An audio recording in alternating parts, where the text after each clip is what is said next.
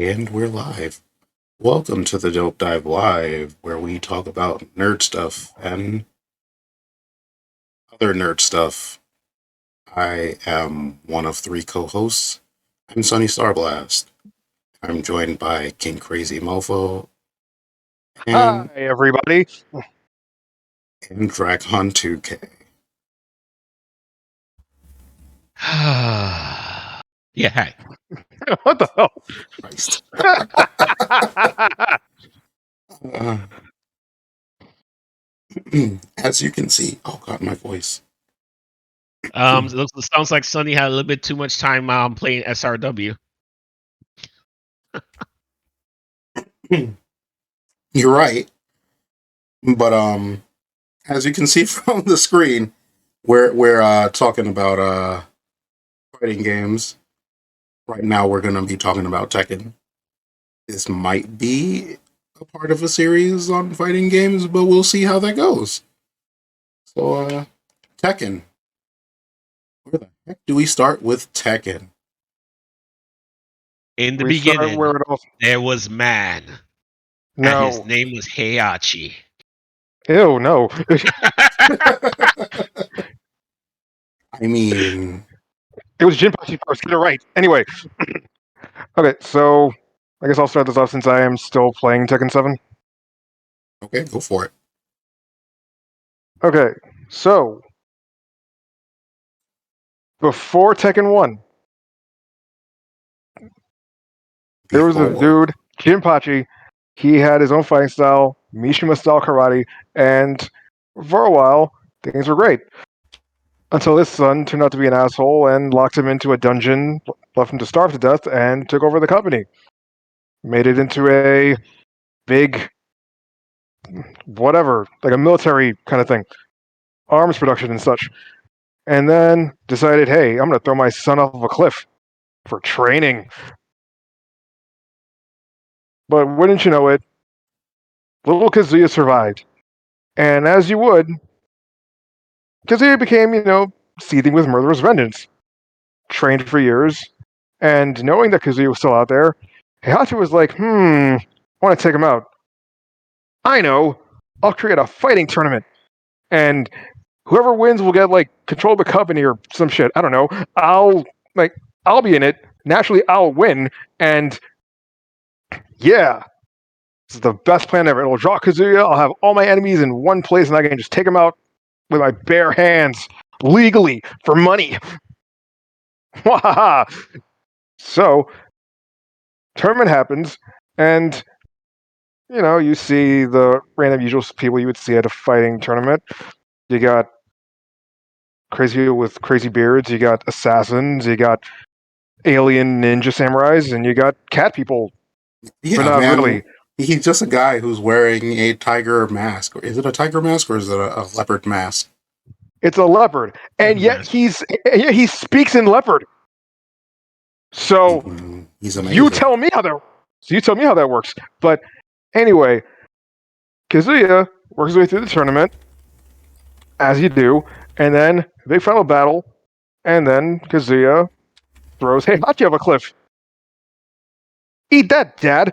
And then, for reference, it's the reason why you see him throwing all of the Smash characters off of cliffs in the trailer for his character reveal.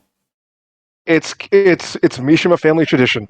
Anyway, so you think that Kazuya is going to, actually, for the whole story, you think that Kazuya is going to be, the good guy until you get to that ending, in which he turns around to the camera, gives that big evil smile, and you're just like, oh, snap, I bet on the wrong horse. Because in Tekken 2, the Mishima Zaibatsu, which Kazuya now controls, goes doubly evil. It's like they're just building up all the arms. They're causing mayhem everywhere. It is a problem. But here's the thing: Heihachi again survives being on the cliff, and Kazuya is like, okay, I have a lot of people coming after me. I got Yoshimitsu and his Manji clan. I got Heihachi. I got assassins. I got all this other stuff. I got it. I'm going to make a tournament, and I'm going to have all my enemies go into one place so I can take it with my bare hands, and I'll be able to kill him legally and with all the money. Ha ha ha! So the tournament happens, and then Heihachi goes to the tournament as you do, but along the way there's this lady, Jun Kazama, and she runs into Kazuya, and then, and this is something that really never gets explained. Something happens, crime of passion, and then they bang. Something happens. They both get drunk at the tournament or before or whatever, and they sleep together, and she's pregnant. That is basically my. At that point, sure, might as well. That is good. It's as good an explanation as any. But then, sorry, so just to interrupt you guys, quick thing. So,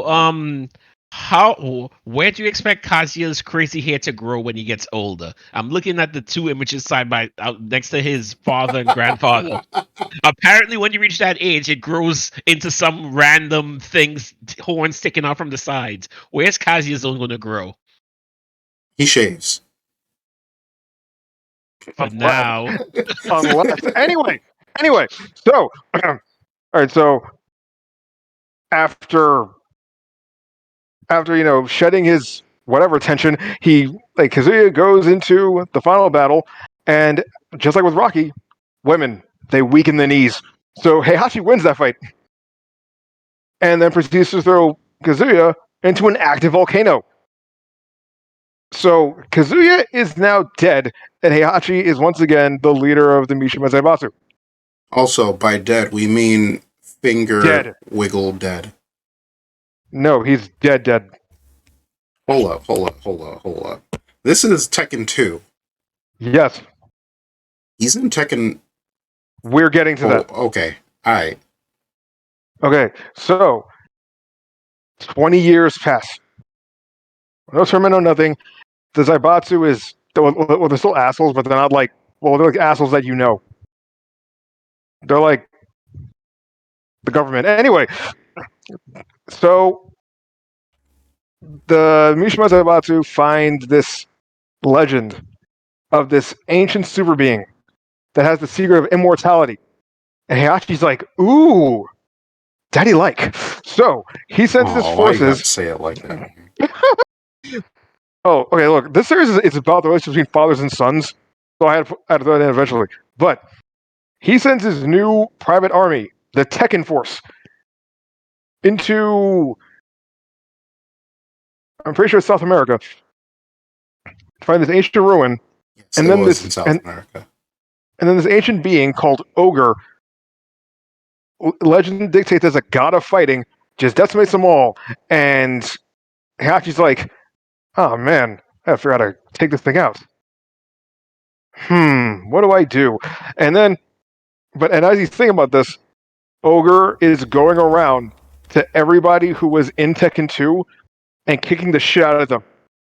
Kills some of them and leaves the other one just hospitalized. Yep. Right? Let me find a picture of Ogre real quick. Right? You keep on talking. Yeah. And some of them were like some of them were able to escape because of reasons. Like the Williams sisters, Nina and Anna, they were both cryogenically frozen at the time. So they missed that part. Yes, but eventually, you're right. Yeah. And let's see, King 1 was killed. Yes. And so Armor King trained a new king, King 2, to take his place. And King 2 fights for the children. Well, they both fight for the children, but one's dead. So anyway, so eventually Ogre goes after Jun Kazama. And at this point, Jin is like 15 or something. Mm-hmm. But he ends up knocking out Jin and taking and quote kills Jun. Yeah, it's. I'm just gonna mention it now. They don't really say that Jun is dead. They don't say she's alive either. It's just she's out of the picture Don't worry about it. She's That's- Schrodinger's John. Schrodinger's John. There we go. Sure, whatever. And Jin, who now wants revenge on Ogre, fights Heihachi, and he's like, "Granddad, Jun's dead. I need your help so I can get stronger to fight Ogre and kill him in revenge." And Heihachi's like, "Wait, who are you? What?" And he's like, It's like, "My mom was with Kazuya," and he's like, "Wait, you're Kazuya's son?" I mean, hey, kiddo, sure, I'll train you. And this is where Jin is basically replacing Kazuya for this game. Yep. But oh yeah, right. I should point out something that I forgot to mention. In Tekken 2, Kazuya turns into this other form. The reason why he survived being thrown off the cliff when he was little is because, and this is the story at this point, Kazuya, quote, made a deal with the devil and gained demon powers. So he becomes a demon, but Heihachi still beats him. But apparently, some of that power went into Jin because that's his son. So Heihachi's like, giant silver monster, possibly demon son. I could use this. This could work. So he trains Jin, acting like a doting grandfather the entire time. And then they go into the tournament, and they progress as you do. And the idea is that all these strong fighters, Ogre is bound to come out. And then out of nowhere, Paul Phoenix, the Ken of the series, shows up, beats Ogre. Wait. Oh. He's canonically the winner of that? No! Because what happens is Paul beats Ogre. He's like, "Yeah, I won!" And then he left. And then Ogre turned into his true form. Hold up, I got a picture of it right now. Y'all need to understand. This green guy over here is Ogre. And then when he gets beaten, he turns into... Hold up. Let me move you over. Get out of here. Ooh, fudge. Get out of here, Ogre. That's not Ogre. Fudge. Images.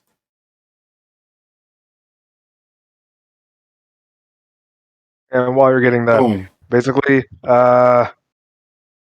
Ogre loses to... What's his name? Paul Phoenix. Paul Phoenix leaves. But at the same time, by the tournament, Jin ends up fighting Heihachi, beats him, and then Ogre apparently absorbs power from Heihachi to turn into true Ogre. 1 sec. Thank you for resubbing, Worst. I appreciate you. You're the best, Worst. So corny. Well, I had to. But Anyway. that's true. And naughty girl lady, you are right. He weed whacks. They all weed whack. Look at that hair. Anyway. But so Jin defeats True Ogre, and that should be it. Wonderful. And then the Tekken Force shows up and starts riddling it with bullets. I remember that. Holy crap, dude. Yeah, and Heihachi personally takes a Glock and shoots Jin dead in the head. Oh yeah, and he comes back as a demon too. I was getting to that, but yeah.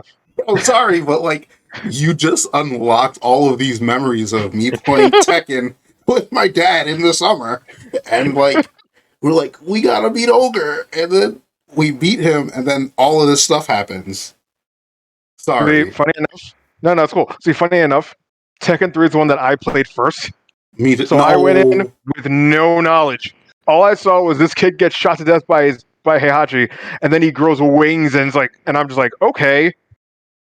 When's Tekken 4 come out? Because I'm like, I have questions.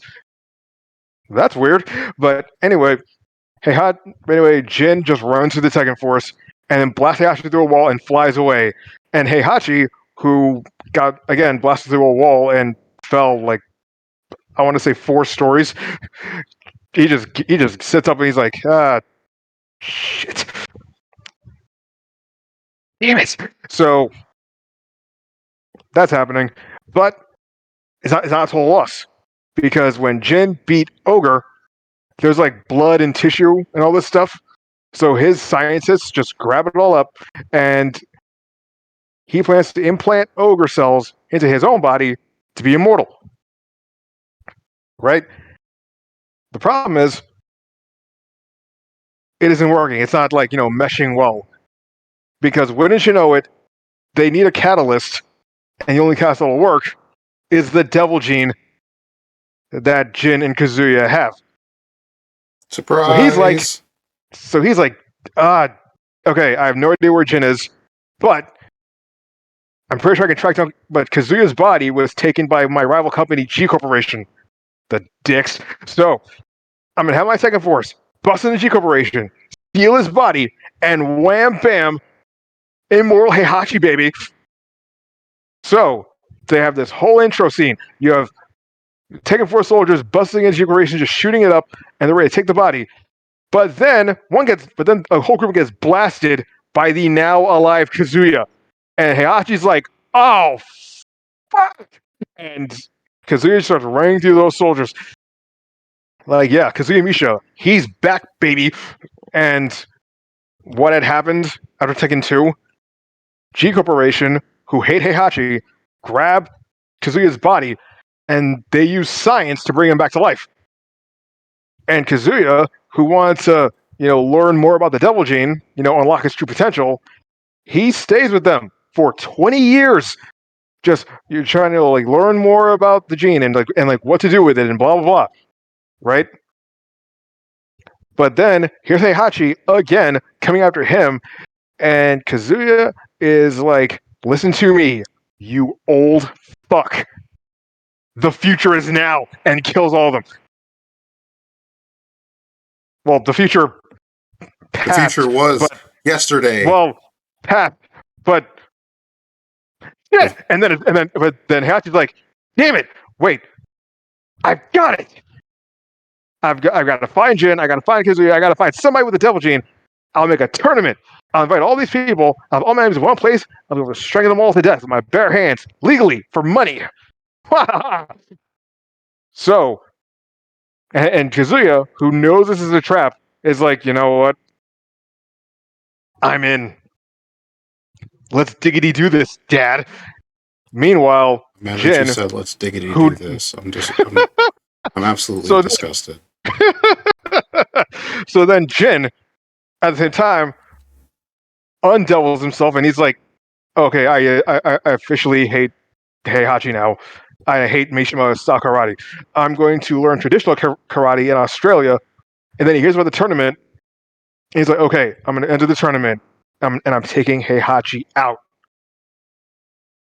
Let's diggity do this, Granddad." Why you gotta keep saying diggity do this? Because you hate it. For no other reason than the fact that you hate it. You're a biscuit. Anyway, so continue. Yes.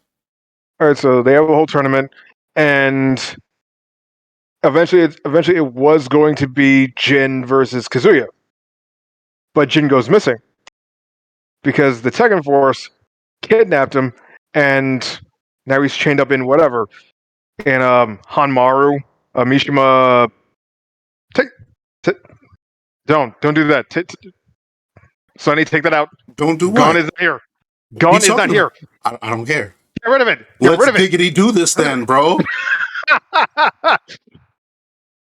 Okay, Gon was a guest character in Tekken 3. Yes. Which, by the way, Tekken more recently has gone into doing guest characters. Yes, Tekken 7 is notorious for this. Yeah. I just want to point out that Tekken is a series where there are raptors fighting you. That's Alex, raptors, I believe. Okay, raptors with punching gloves. If we go into the weird stuff of Tekken, we have aside from raptors, we have bears, Puma, and panda. We have kangaroos. I forgot the kangaroo's name. We have living trees. Mokujin. Yep. Oh, and a guy who may or may not be an alien, Yoshimitsu. but also a ninja. Yep. Oh, wait, we forgot Dr. Boskanovich. What was he again? Dr. Boskanovich is a scientist who fights you by literally falling on the floor. And coughing on you. Yeah, he coughs on you. I mean, Yoshimitsu farts on you, so...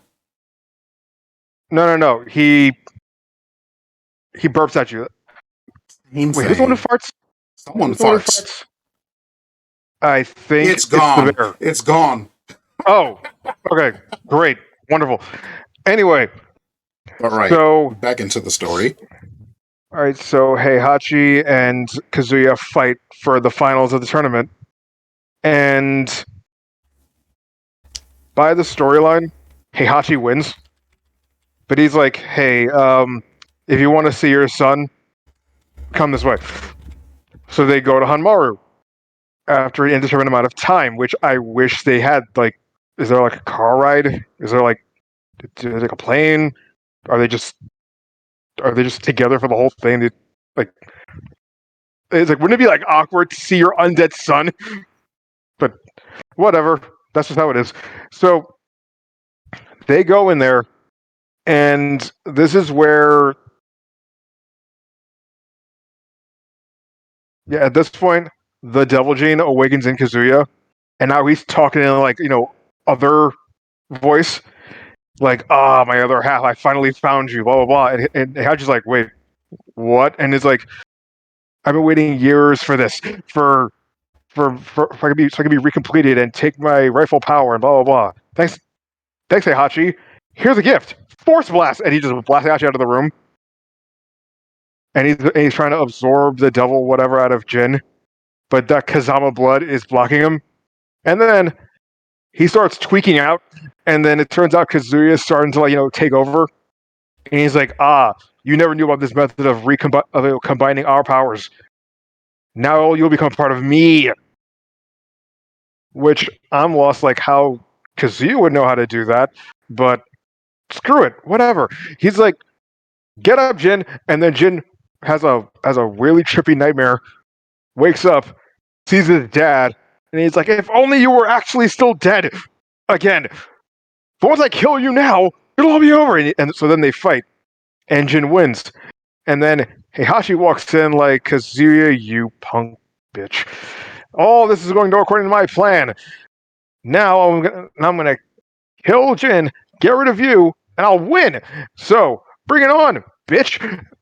So then Heihachi loses, and Jin's about to kill him, but then he sees a vision of his mother, and he's like, you know what? Thank my mom that you're alive, dick. So he leaves.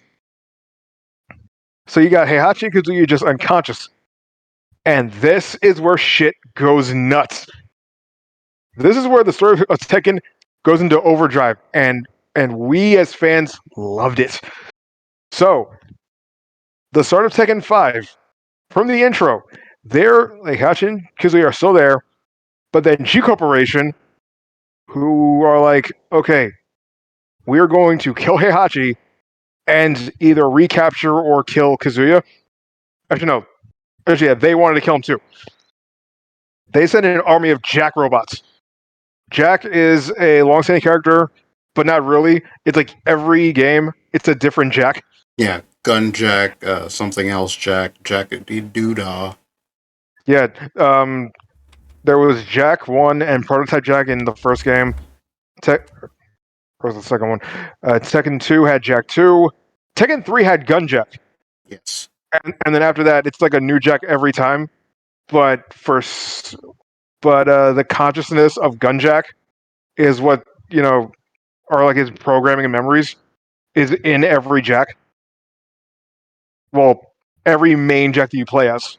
Not like the side ones. Yeah. Yeah. The cannon fodder ones are being launched into Hanmaru like they're like missiles. And they're getting up, and I'm just like, you motherfuckers! And then and the Kazuya is like, hey, truce. And I'm just like, fuck it. So now you have this dope ass fight scene of them fighting Jack robots together. Which, by the way, the one really cool thing about the fight scenes in Tekken, they will use moves that you can use in the game. which makes it So look more realistic. yeah, I don't know. I've always liked that. So they're fighting it out. They're doing like crazy team combo moves with dope ass, bass track in the back. It's awesome. Until Kazuya grabs Heihachi by the head, throws him into a mob of them, and he's like, "Peace, dumbass," and leaves. And Heihachi, who's now getting dogpiled by robots, is like, "Hey, Kazuya, I can't believe I trusted you for that minute. You son of a bitch! Wait, me? Damn it!" And then one robot just grabs him, and it turns out that's a bomb. Turns out they're all bombs. So the entire facility or shrine or whatever it is just explodes. And watching this is a guy named Raven, AKA who Blade. no, well, yes. Anyway, and he has like the big tagline under the whole game: "Heihachi Mishima is dead," and that's like it sets up the whole game. Like, oh snap, Heihachi's gone. What do we do now? And then, as it turns out, Jinpachi Mishima, Heihachi's father, was still under Hanmaru, and that explosion freed him. So now this dude, who's apparently bigger and scarier than Heihachi, goes to the Mishima Zaibatsu and he's like, "Hey, I'm back, sweet Susie. Give me my company back." And they're all like, "Oh my god, yes, take it, Jesus." Because this guy who was thought long dead is just back again. And again, bigger than Heihachi.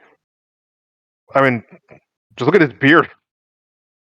Well, that's insanity. So he's like, as my first declaration, I'm gonna create a tournament, and I'm gonna invite all these people, and we're gonna have a big old fight tournament, and whoever wins gets the Mishima Zaibatsu. Just quick, easy, instant billionaire. All right, let's do this. So that's the whole tournament, and then for whatever reason, I can't remember. Like, hey, like Kazuya and Jin said something that's like it's like something's wrong here. So they enter the tournament, and it goes as well as it should until big reveal: Heihachi's not dead. As it turns out, he wasn't blown up; he was blown away, like several miles, and he was in a coma for weeks. But then he just gets up, more pissed off than hurt, and he's like, "Wait, who's my company? Who made a tournament? He's offering what as the prize? Oh fuck!" And so Heihachi hightails into the tournament to get his company back. Unfortunately, it's too late because Jin beats Jinpachi, and by doing that, Jin's now the head of the Mishima Zaibatsu. Yay. And you think that would be all good, right? I mean, out of all of them. Oh, by the way, Jinpachi actually died while trapped under Hanmaru. And then a demon, not the devil, a different demon, I guess, took over his body for a reason. And he felt the need to destroy Earth. So he was like, I need to make a tournament, find all these strong people so that someone could take me out, so then the world is saved. So yeah, Jin did that. Cool. And then Jin took over the Mishima Zaibatsu.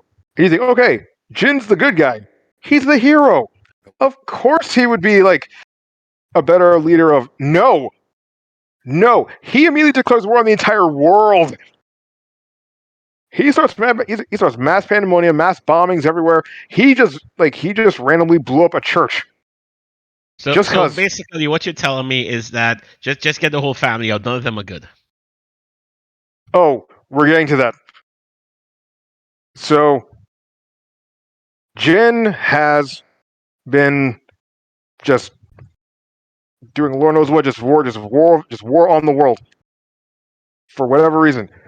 But turns out one of the Tekken Force members, a dude named Lars, is Heihachi's illegitimate son. So Hmm. while the whole world's going crazy, Kazuya runs into this guy and he's like, "Are you serious? I have a brother? Well, another one? Because there's this other guy, Lee Chaolan, adopted son. I remember that one. Yeah, he's cool. He's okay."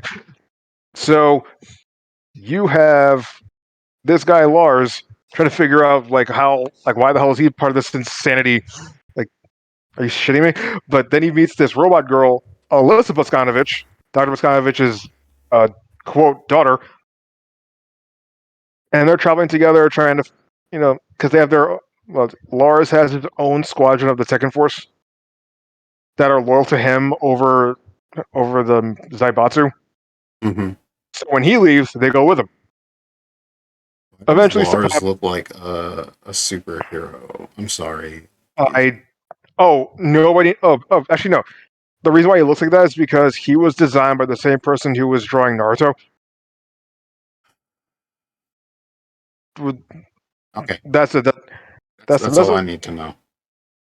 Best explanation I can give.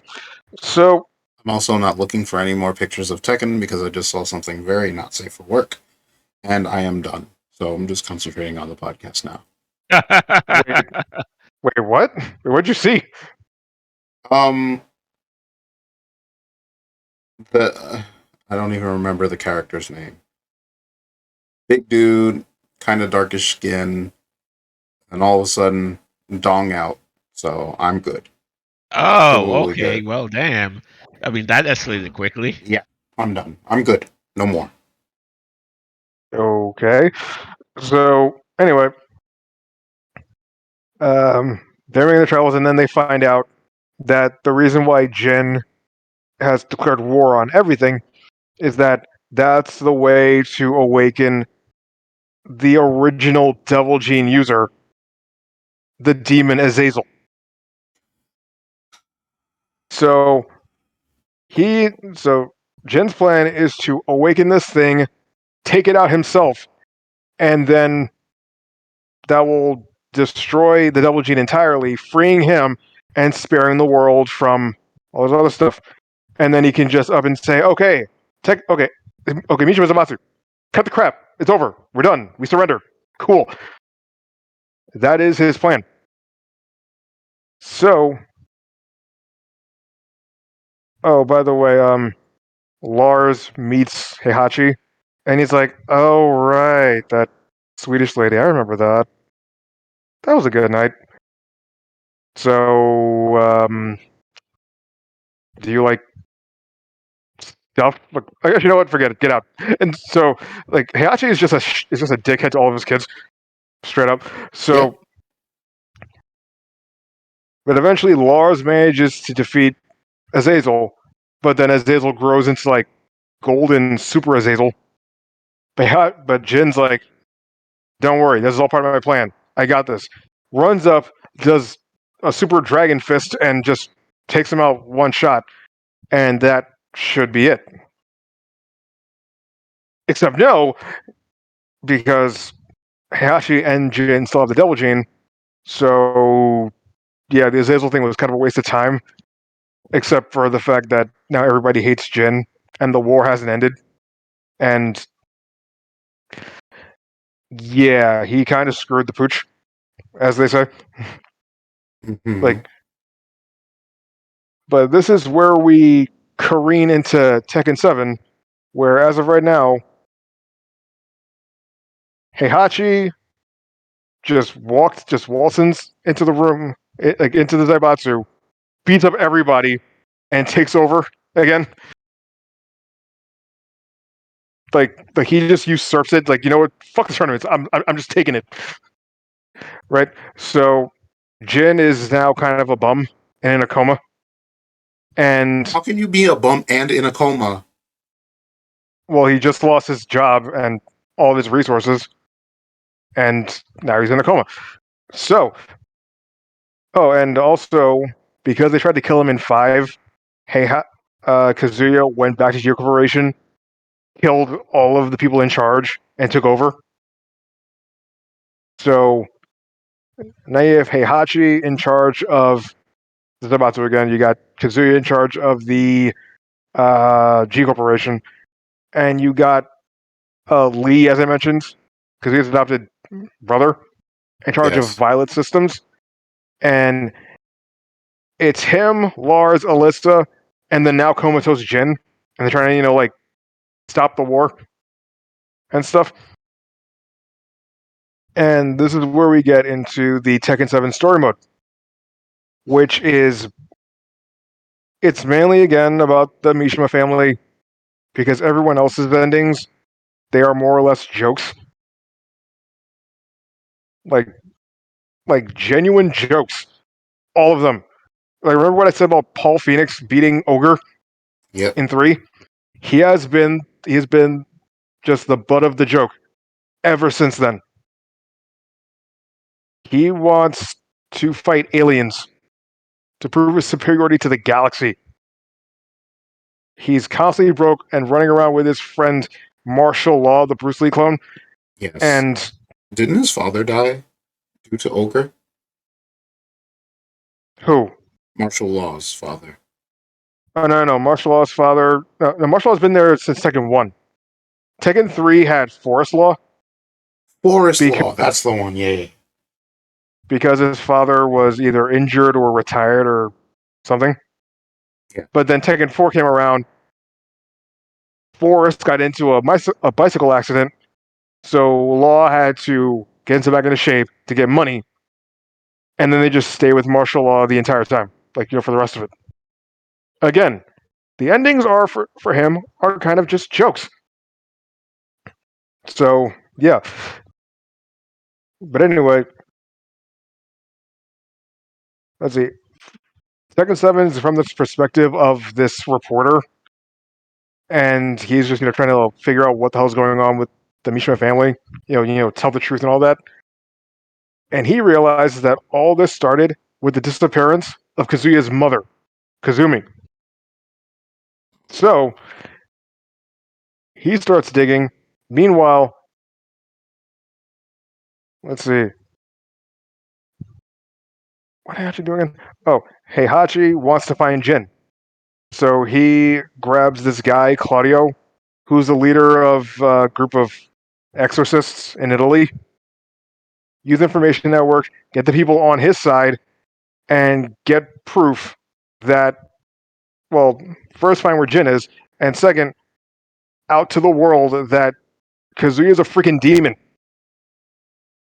So, on top of that, he finds out that Kazumi, his dead wife, found a person who was supposed to kill him and Kazuya to protect the world. And the person she finds is, astoundingly, Street Fighter's Akuma. Remember what I said about Tekken liking to do guest characters? This one is in the story mode.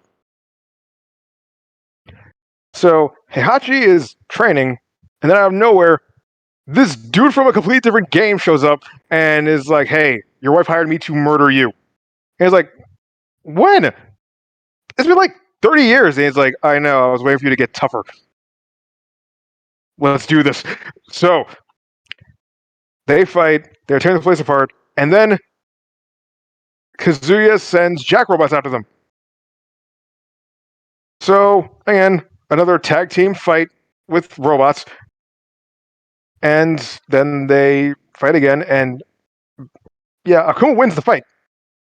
Big explosion, and he leaves. But, as you would have noticed with 5, exploding Heihachi after he fights robots doesn't work. He gets up, more pissed off than anything. And Kazuya was watching this on camera, but then he's like, "Wait, my mom wanted me dead? That's ridiculous." And then he's waiting at his tower, and Akuma shows up, and he's like, "Yeah, I'm here to kill you." And he's like, "Okay, whoever you are, let's do this." So they fight, but Heihachi doubles back, and he's like, "Okay, they're at G Corporation headquarters, fighting on the roof, right this minute. where's my space laser satellite thing? And no, this is actually a plot point that comes up in some people's endings. Like, it happened in 2, it happened in 3. The Zaibatsu has a space laser. They just have it for exactly this situation. Why not? And while Akuma and Kazuya are fighting, and by the way, during the fight, Kazuya is forced to go Devil Kazuya. So they have that on camera at multiple angles, caught in 4K. Just, it's out there now. And then Heihachi's like, okie doke, drop the hammer. And yeah, space laser decimates the whole building. Kills everybody, except Kazuya, who is, again, more pissed off than hurt. But now, the whole world is like, holy shit, there are demons. The leader of Jupiter is a fucking demon. What the fuck? And now public opinion is now on Heihachi's side. And he's all like, yeah, it's all going to plan. In fact, I know exactly what I'll do. I'll host a tournament to establish my dominance. The King of IFS Tournament 7. Call everybody. And I'm going to kill them all with my bare hands legally, and then I'll have all the money. And then, as this is happening, Kazuya, who just gets up again, because whatever, grabs another suit, goes to a rooftop, and fires his own demon laser at the satellite, downing it on a civilian population. Again, Kazuya can fire his laser from ground level, or, on top of a building, into space with enough power to down a satellite. And now that people know that this is a Mishima Zaibatsu satellite, and now people are pissed at Heihachi again. And he's like, fuck! Okay, that's it. I can't take this shit no more. So he's just going to address the people. So he grabs the reporter that I mentioned before. The reporter who, by the way, he hated Jin for the war because he killed his family, had a chance to kill Jin but didn't, blah, blah, blah. And then they get away with Jin's body. So, well, the good guys do. So, yeah. He grabs that reporter, and he has a whole sit-down where I'm going to explain to you how this all started. All right?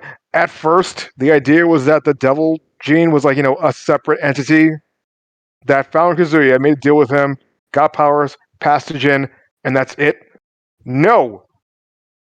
That's the part that was retconned. It actually comes from Kazuya's mother, Kazumi. In fact, the reason why Heihachi intentionally had Lars as a son was to prove for sure that he himself didn't have the devil gene. The reason, because he marries Kazumi, and for a while, things are actually legitimately good. He's proven himself in the martial arts world. He eventually has a gorgeous son. He's got a job. Everything's great. He got this dope ass wife who really gets him. Things are just cool. Until that one night where she suddenly gets sick, and they have no idea what the hell's wrong with her. But she's like, don't worry about it. By the way, pass me the phone. I have to call somebody. And that's when, before that, that's when she actually called Akuma. Because at some point, Kazumi saved Akuma's life. Okay. And he owes her one. In what situation would Akuma... I have no idea. But Akuma's like, wait, you want me to fight these two martial artists? Yes. Wait. Akuma's actually questioning a fight? I thought Akuma loved the fight. No, he was like... He likes to fight worthy opponents. Which is why he waited. He could have went after them at Tekken 1. But he's like, nah, I'm going to wait for you to get stronger. I will wait the entire Tekken series without hint or mention of me until right now, and be like, yeah, your wife wants me to kill you. Okay, so Knuckles up. what you're telling me is that Akuma is Hisoka. For anyone No. who, Hold for up. anyone who's Anyway, Hunter x Hunter, no, no, you know wait, what I mean? we're not doing this. We're not doing this now. Come, Anyway, come on now, King Crazy. You know exactly what I mean. He wants to fight strong opponents only, and he's willing to wait for kids to grow up to fight them. let's not going to wait for that. Anyway, so you have. Sure, where was I? So Kazumi's just feeling ill, but then she just gets better. And there was a moment where she kind of lashed out at him, but that was weird. She actually delirious, but whatever. Illnesses, you know. But then one night he's training, and then Kazumi comes in, telling him straight up that she was actually sent into the family to murder him because her clan, the Hachijo, specifically go after people to kill them to prevent them from being dangerous down the line. They just know that Heihachi's going to be a problem. So they sent this lady to make Heihachi the happiest he's ever been, to then turn on him and try to murder him. Again, what could go wrong? So she turns Devil Kazumi, fights him, he wins, and she's whispering sweet nothings, and he's like, nah, you're not my wife anymore. Snap, and then breaks her neck. Excuse me? Yeah, like he knocked her out at first. He was walking away, but then she got up, went after him, and then he just grabbed her by the neck. And again, sweet nothings. And he had his like eyes closed, like he was really thinking about this. But then she was raising her hand to try to take him out. She had that evil smile and everything. And he's just like, "You're not my Kazumi anymore," and kills her. And that single tear because Heihachi was never really 100% of a monster, don't you see? Heihachi But anyway, was 1,000,000% a monster. oh, we know. But now we had a reason. So after this, I'm trying. It's like the timeline isn't really specified, but the best that I could describe it is that after this is when he goes after Jinpachi to take over the Zaibatsu, and then Kazuya, who is like 6 at the time, he's like, "You kill my mother, you jerk!" And then he fights Heihachi, or tries, because Heihachi's a grown ass man and he's 6, and then Heihachi throws him off the cliff. And his thinking is, sorry to interrupt you, King Crazy. Yeah. So do we have to keep Heihachi away from cliffs? He seems to like throw people off it all the time. No. Yes. Anyway, so Heihachi threw Kazuya off the cliff because if he also has the demon stuff, he had to die. But if he died in the fall, then he was human the whole time, and then he would be appropriately mourned, and yeah. Yeah, that's super valid. Same way they got rid of witches in the 1700s. Exactly. If they're a witch, it's cool because they'll die and they'll go straight to heaven. If they're witches, if they're not witches, they'll die and go straight to heaven. If they are witches, they're not gonna die from just this. It's like, yeah, if Kazuya was indeed just 100% human, then he got a nice funeral and had to have been like real sorry about it for like a weekend, and then off to the races with being evil. So, turns out, yeah, hey, Kazuya inherited the double gene from Kazumi, and then that passed on to Jin, and that's why all the shit's happening, except for Jinpachi, who is still possessed by a random other demon. So there's the mystical stuff, but there's also the science genetic stuff, and those are completely separate. And the whole thing with Azazel, apparently, that whole if you kill the original Devil Gene user, that just ends the whole thing. But apparently that's not Azazel. Oh my Or gosh. something. It's like, okay, the Azazel thing may be a complete waste of time or not. It's confusing, but whatever. We're past that now. After he tells this reporter all this stuff, he meets Kazuya in an active volcano. All right, let's finish this. So they have a whole fight, and then Kazuya pops out a third eye where he fires lasers from. So they continue fighting, but then Heihachi's still like fighting him back, and Kazuya goes full Super Devil, like a new devil form that he never had before.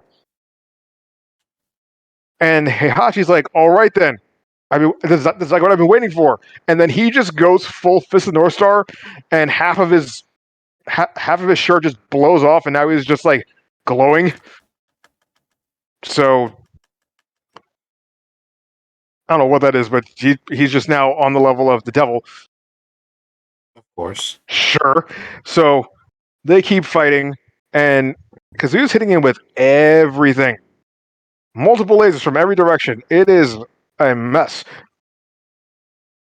Until Heihachi gets up again, and this is where it's reflected in the game where he's near death, but his life bar, it looks like you only have a chunk left, but every hit that Kazuya gives, you see it only taking off like one or two. So it's like, oh, you have like barely any life, but now you have super armor. And your defense is just way up. So the fight's still losable, but ideally you have to win the fight. So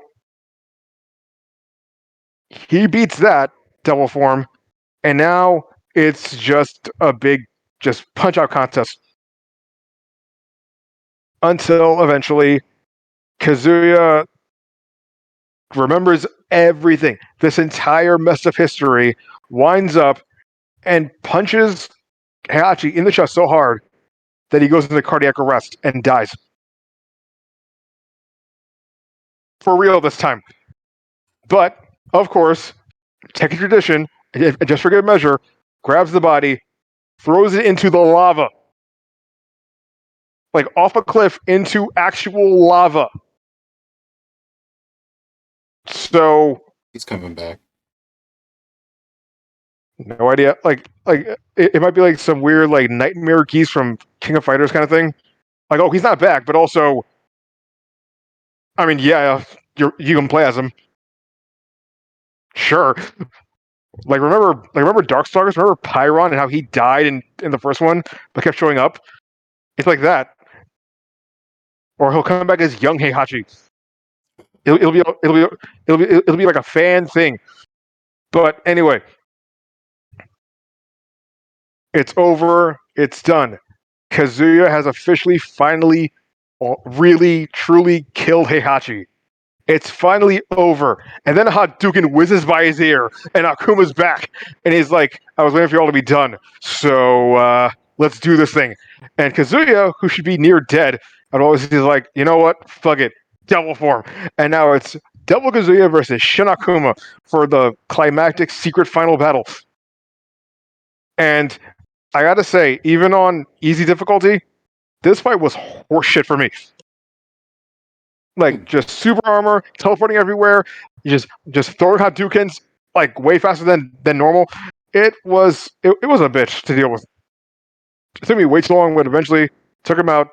And then they have a big old beam struggle between Hadouken and Devil Beam, and big explosion. Like, it's like the whole volcano just explodes.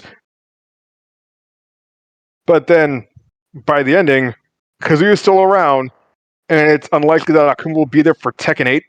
So, I guess we have to say that Kazuya won. Well, let's say it like this. Akuma got bored. Oh, he got bored and left? Yeah. Listen, Akuma had a long fight with... What the heck is that? Asura. Have you ever played Asura's Wrath or whatever? I have never played it, but I watched the whole thing. so I know what you're talking about. Okay, so Asura is a god or a demigod or whatever, and I know what Akuma you're was talking about. fighting him infinitely. So, like, come on. Yeah, but so did Ryu. Like Ryu got punched to the moon by him, and that's just fine. Like Ryu was fine fighting a god on the moon. That's just what Ryu can do. So I don't really take that as like canon, but yeah. So after that, world's still at war, but now G Corporation's the one pulling the shit, and it's like, well, looks like it's up to you, and it's Jin that they're talking to, who is awake now, and he's like, fine, I'll be the one to end Kazuya, and that is where we leave off in preparation for Tekken 8. That is, of course, just the main story of the Mishima family. And Yes, I guess Jin there Kazuma. are other stories. Of course, like Yeah, our friend Eddie Gordo. they made him a joke in 7. They made him a Joe. What do you mean? Okay, so Eddie, who has been there in since Tekken 3 and found out in that game that Kazuya has something to do with his parents' death, only to find it in Tekken 4 from Kazuya himself. Like, wait, you're the son of that Brazilian family? Oh yeah, I remember that. That was a weird day. So, like, it's like Kazuya killed people. He didn't give a shit. He doesn't care. So, So what you're telling me is Kazuya just went, but for me it was Tuesday. Yep. yeah, exactly. Well, in Tekken 7, Eddie's like, fuck that tournament. And he just goes right into G Corporation to go after Kazuya. But then he runs into a new character and one of the more divisive characters in Tekken 7, Lucky Chloe, the G Corporation sponsored teen idol. Okay. What was the So, name? Lucky Clover? Lucky Chloe. Chloe. Clover sounds better. I Makes would more know. sense. All right, Oh so my they god. fight. You see her? She's an e-girl. Yep, she is. So they fight, and in the story mode, you can choose who you fight as in this confrontation. If you fight as Eddie, she'll be like, okay, I'll tell you where Kazuya is, hand him a note, and the note will have a picture of the Earth with a picture of her pointing at it and laughing at you. And she's already running, like, peace out, biatch, and she leaves. And he's just pissed. Would be Like, true. I've been had. But if you win as her, she will force Eddie to be her backup dancer. Because because he does capoeira, don't you know? Yeah, dance fighting. For anybody who doesn't know. Yeah, Eddie fans were not pleased about that. About either ending. Either way, this girl gets one up on him. On Eddie Gordon, who's been there since 3. So, yeah. And another plot point that was done. In Tekken 4, there's this new character, Craig Marduk, and he does. It's like a type of mixed martial arts, Vale Tudo, but he was like way too violent and got expelled from the circuit, and then he got drunk one night and killed a guy. God, that's Craig. That's I went to look and yeah. Remember what I mentioned before? That's I don't know what pictures you were looking at, I just but type in Craig Tekken and boom, scroll down, there's Dong. I'm good. I'm good.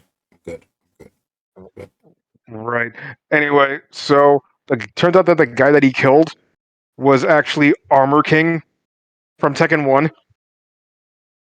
So he goes to jail, but then a really, really, really pissed off King bails him out of jail and sends him an invitation for Tekken 4. like sets all this up so that King can go after him and murder him. And in the tournament, King beats the living shit out of him. It is rough. Craig Marduk is hospitalized, right? But then, and King pretends like he's going to be visiting, a nice little whatever. But then he just grabs this dude and he's about to just end him until he sees that this guy has a family too. So he just decides, fuck, and he just leaves. But Craig not to make more orphans. No. Well, no. His parents. Craig has parents. Oh. He's a child of somebody. Not to make a reverse orphans. Sure.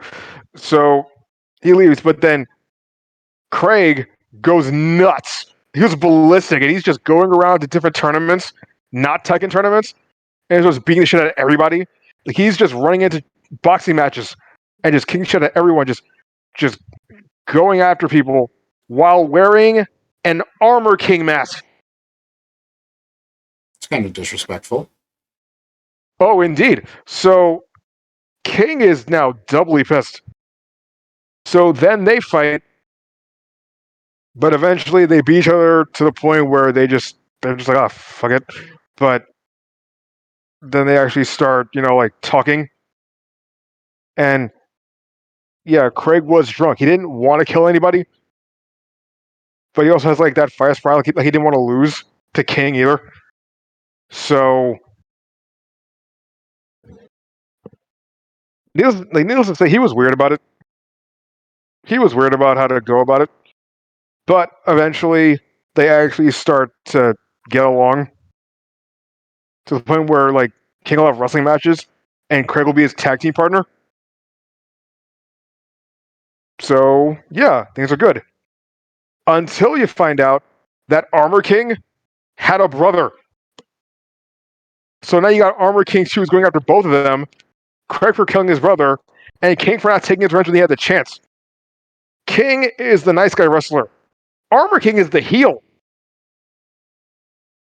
He is out to take... He's just pissed at both of them. And their shit just causes so much nonsense that by Tekken 7, they just agree, all right, a loser leaves town fight. Whoever wins, they're done. Forever. But that's the most information that you get, because that's from because they're both DLC in Tekken 7, and they don't get story modes. Like, it's like, why they're there, but not how it ends. For all I know, something will happen, and then they'll be both back for Tekken 8.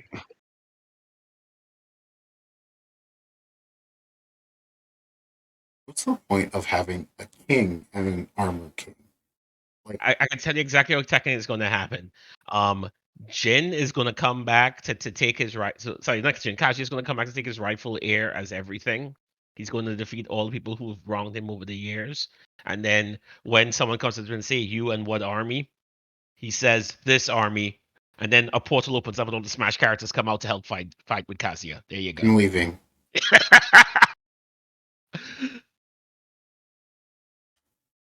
That'd be just weird. Well, I mean, he's on Smash Brothers now. He can make some friends. I mean, he already started throwing people off the cliff. Does not do friends. He's not going to have any friends after he threw Kirby off the cliff. Come on, son. Wait, talking about that was a relaxing dive for Kirby. You see, he was floating in the background like it was no problem. Kirby is okay with it. See, here's the thing. Over the course of the entire series, there is one singular person that fans admit Kazuya thinks this person has a friend, Bruce Irvin. This he's a kickboxer, and he was in 1, 2, 5, and 6. And here's the thing: he's known to be like a vicious kickboxer, like he's like a dangerous guy and all that stuff. And he works for Kazuya in 6. But then you play his endings, and he's like, oh, he's saving kids from being bullied. He's inspiring kids to learn kickboxing. He's saving little birds from getting run over by cars. And I'm just like, how are they friends? Like, how do they? It's like it's if Kazuya beats Jinpachi in Tekken 5, you'll see them have a moment where you see Kazuya actually really did respect his grandfather, only to go like Nanya and then kill him with a big old smile on his face. So it's like, are they still friends? Because I highly doubt it. Because again, Kazuya dropped a satellite on an entire city filled with innocent people. The kind of people that Bruce Irvin in his endings he's gone out of his way to save, but he works for him. Like, it's weird, but I'm not sure if they're going to bring Bruce Irvin back again because he has been replaced by 3 different characters. Hmm. Like, Sonny, do you remember Brian Fury? Yes, I do. Yeah, Brian Fury is the replacement for Bruce in Tekken 3. And he was that for quite a long time. Fan favorite character. People love that he's just so crazy. Like, he's just an unapologetic monster. But then Tekken 7 brought in this girl named Josie, who is a crybaby who wants to join the Tekken Force for money and food. And in spite of her attitude, like her as her character goes, she's actually a pretty effective character. Like in the player rankings, like she's actually shown a lot. Like she's not on the bottom of the list, so people like fighting as her. And she has a lot of moves from Bruce. But the big one is one of the DLC for Tekken 7, a Muay Thai fighter named Fakum Ram. Which, by the way, his like if you look up his photo, his design, they were just like, hey, make him all the ways intimidating. And they he has tattoos, he has scars, he got struck by lightning when he was little. And up until that point, Craig Marduk was the big guy. But that trailer, you have Craig in the middle of Thailand until a helicopter drops this dude, unleashes him, and then everybody watching this shit was like watching this towering man of like 8 feet tall, like a head taller than Craig. And everyone was like, what in the fuck is he? Only for the gameplay to start, and he just, shrinks. Oh. It's weird, but that's what happened. Like, again, look up photos of the guy. It's like what a weird thing to do for a weird character, but again, he has a bunch of Bruce's moves. So I'm not gonna lie, when I heard about that, my immediate thought was, wouldn't it make more sense to have Brian and Fakumram just have their stories and attach them to Bruce? Like Bruce's story is this. He meets Kazuya, becomes friends with him, and then Ogre shows up, beats the shit out of him, and he was out of Tekken 3. Right? What they could have done is that with Brian died in a gunfight, but then he got brought back to life as a cyborg, which is why he can do all the crazy shit that he does. And he has full vendetta against Dr. Abel. Abel's like the Dr. Wily of Tekken. Yes. Except he, as of 4, is more than likely dead. Because at some point, Brian found him. And, yeah. He has no problem killing anybody. He's good with it. Like they could have done that to Bruce. Just have him come back as a cyborg kickboxer, still friends with the Kazuya, but now they're like, oh, here I am, the devil, and here's my cyborg robot best friend. We're just gonna tear shit up until Tekken 7, where Falcon Arm's storyline is kickboxing champion. but then he got framed for a crime he didn't commit, and then sent to jail. But now he's like a one-man suicide squad for Thailand. Like they just send him into fights, and if you don't, we're gonna have very strong words about your wife and child. They could have done that with Bruce, minus the family part. Just have him be caught by whoever and just unleashed on tournaments, on for the glory of whatever country. It could have been a whole thing, but instead, Bruce is now 3 people. Like my only issue with him is that how he is in his intros, where he's like a vicious guy who wants to tear it up in tournaments. In his endings, you're seeing a completely different person. He saved a bird from being run over by a car by completely elbowing the car to the point where it flips over him and explodes to save a little chick. Yeah, that sounds like Cars from From JoJo. Yeah. Yeah, so I don't know. I guess he's a bad guy, but has a weakness for cute animals and kids. Yeah. I guess, but I mean, think of it. There's a puppy in the middle of a street, and a car's coming, and Cars literally slices the car in half to save a puppy. Fair enough. But again, I highly doubt that they'll bring him back for 8, because then it's like, okay, because now we have like 4 of basically the same guy. They might. Yeah, but they've already been like replacing certain people with other characters. Like there was this one guy, Wang Jinrei, and he uses like wushu martial arts. Mm-hmm. Well, wushu kenpo. But they're like, no. For 7, he actually he's old, so he died. It's a shame. But now we have this other guy, Leroy Smith. He looks like if T-Pain went to China and learned martial arts. just immersed himself. I'm not kidding. Look it up. Wait. So you're telling me that this is the Karate Kid 2 with Jackie Chan? I would like that. No. Anyway. No joke. Look up a picture of T-Pain cosplaying Leroy Smith.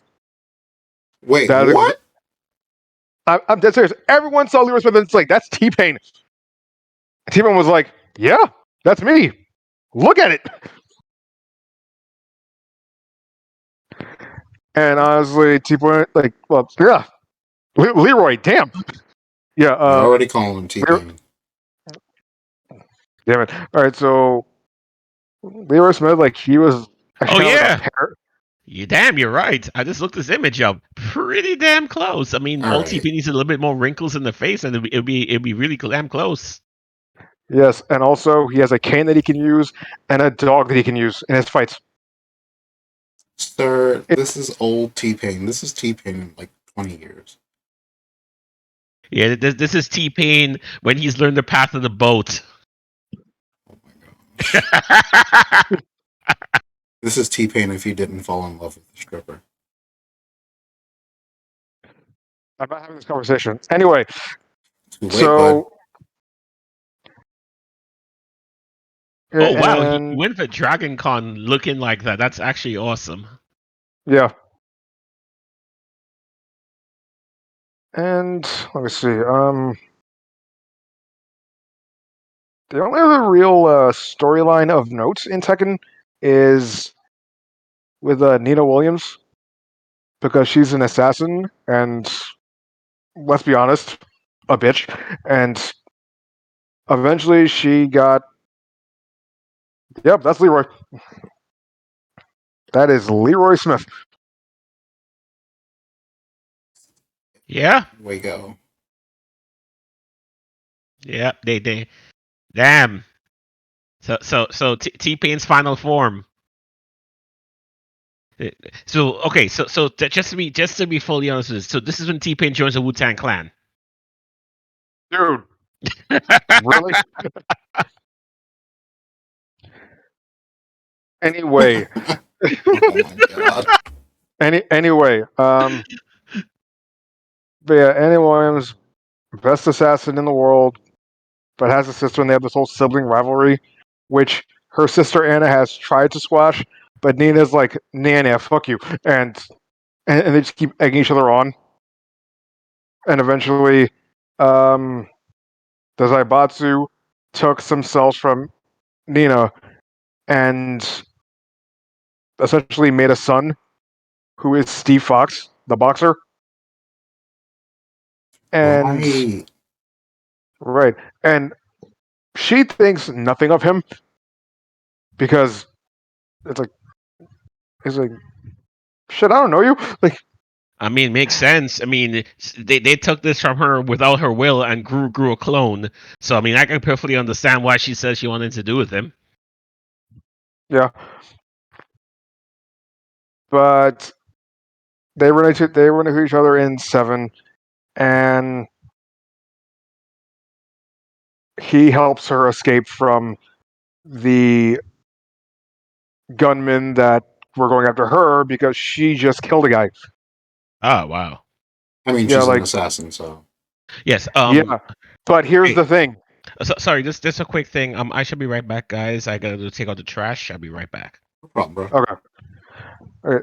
But here's the thing. The dude that she killed, like this comes up in the DLC. She killed her sister Anna's fiance. He probably deserved Without, it. technically, most of the cast deserves it, but See? either way, Anna was going to marry him. That she did, like, because she was working for Kazuya in 6. Because, well, Nina was working for Jin in 6, so naturally Anna went to work for Kazuya in 6 Mm-hmm. because Herp and Derp were rivals. But eventually she was sick of it all. She wanted to retire. She met this one guy. They went out, fell in love. They were going to get married, but he had mob connections, and Nina was sent to kill him. And the order to kill him had a very weird stipulation. Like, you have to kill him while disguised as the bride. So she she grabs the wedding dress. Again, no idea that it's her sister. That's the bride. Goes in, kills the guy, and fights her way out. That means she wasn't even invited to her sister's wedding. So this is a valid No, murder. no, it isn't. But anyway, now you have Nina, who in her default costume is wearing that same wedding dress, while Anna is wearing, you can call it a funeral dress, but then you see it and you're like, that is really form fitting. Like, yeah. So now it's like, okay, she still acts the same around other people, but whenever she's fighting Nina, she's like, I'm going to tear you to pieces.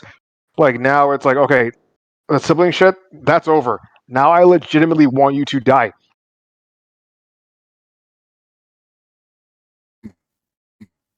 Okay, and after that, not really much going on. Like, there was one other storyline that was looking like it was going to be interesting, but they kind of dropped it. Because Brian was like he had a whole rivalry with Yoshimitsu. Oh my gosh. Yeah, because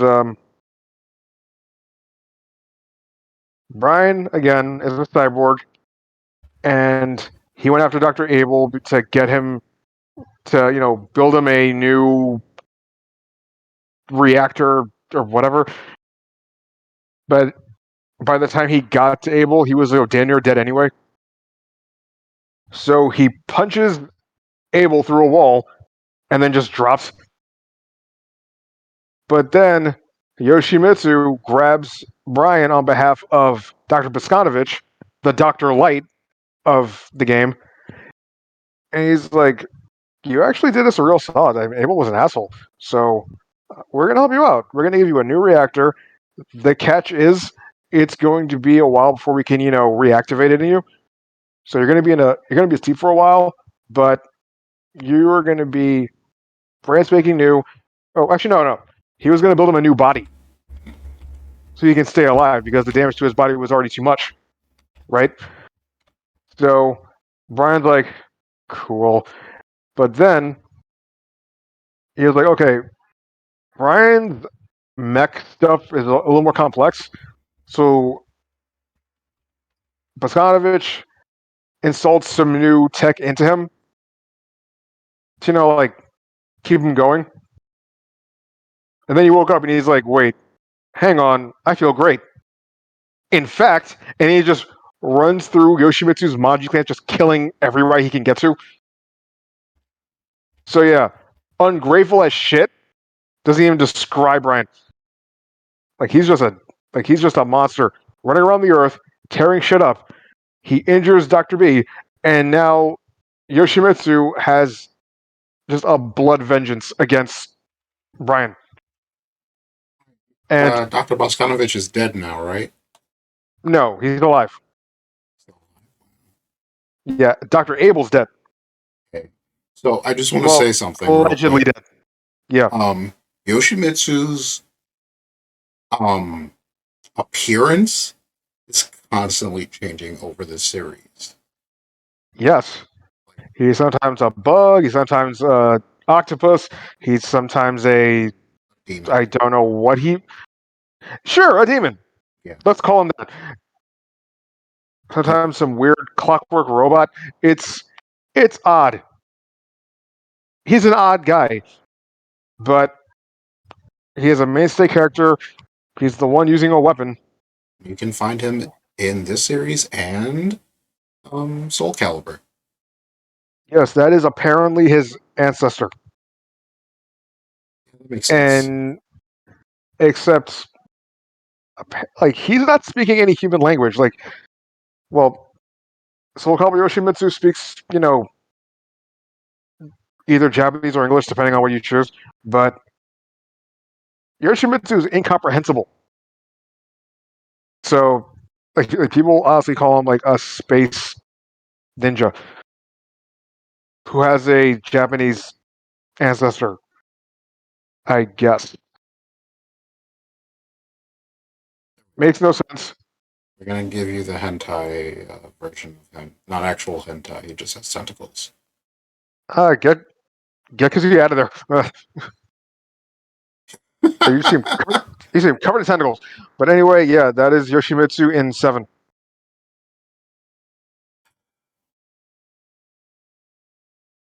And his clan of ninjas are basically just an army of Robin Hoods. Right. The Manji clan, I believe. Yes, and the whole steal from the rich, get to the poor. Yes, they actually did rob Heihachi once. Okay with this. Yeah, helicopters took his entire vault. Heihachi was pissed, as most would be if all their money got stolen by a whatever he is. Well, he was a bug at the time.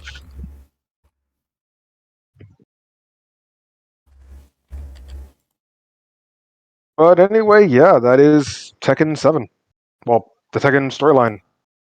I mean, the tag games don't really have a storyline. Just, hey, everybody's here.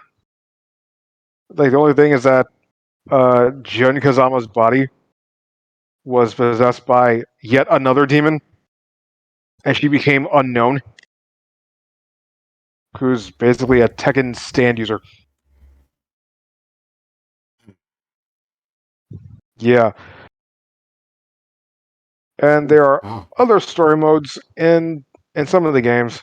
There's a story mode where Order comes back. There's the scenario campaign in 6. But we're not going to go into that because a lot of that is it's not really canon. Like you could say it was there, but you also say it wasn't. That's valid.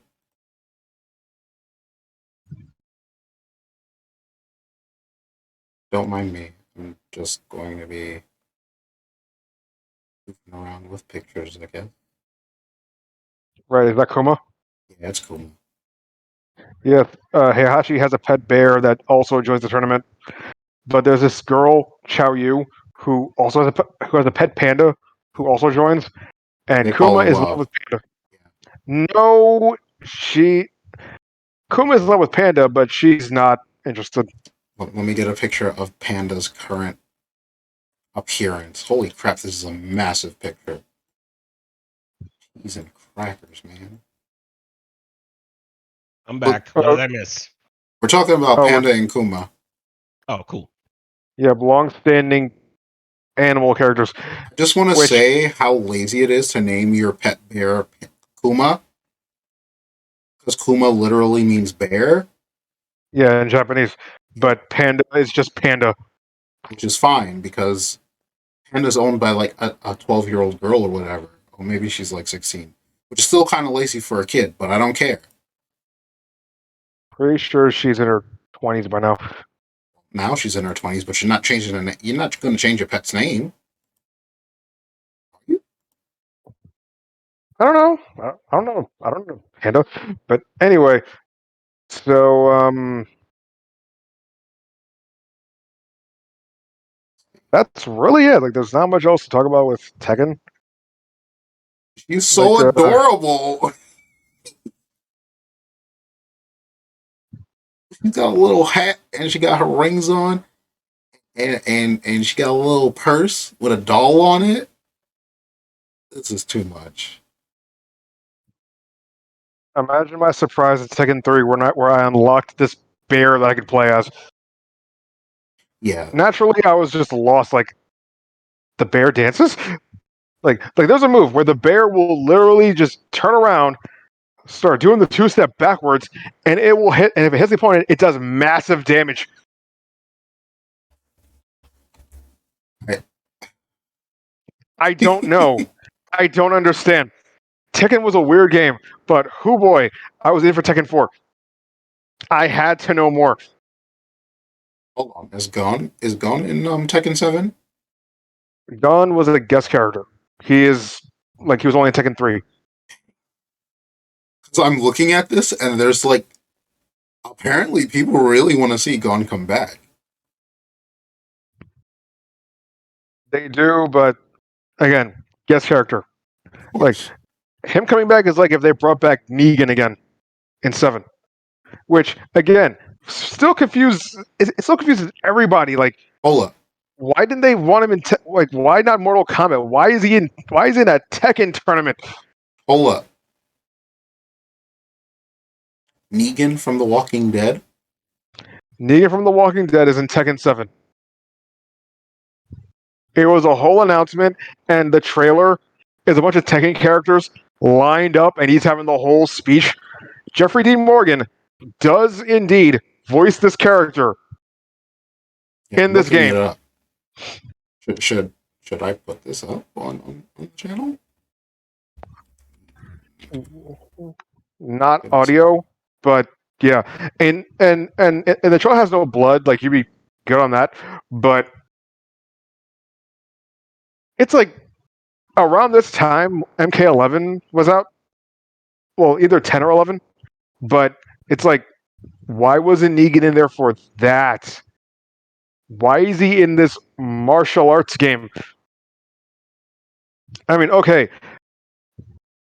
Noctis from Final Fantasy 15 being in the game, that I kind of let slide because that's just, more anime bullshit.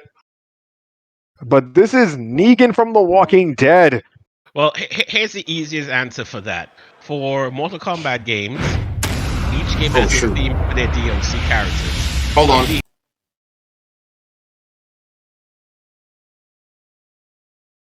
Hold on a sec.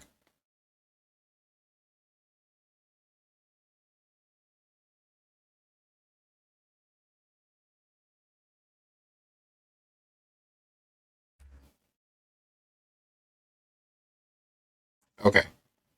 The sound came on, and I done goofed. It's okay. You guys keep Okay. on going. Yeah, no, I had to mute my desktop.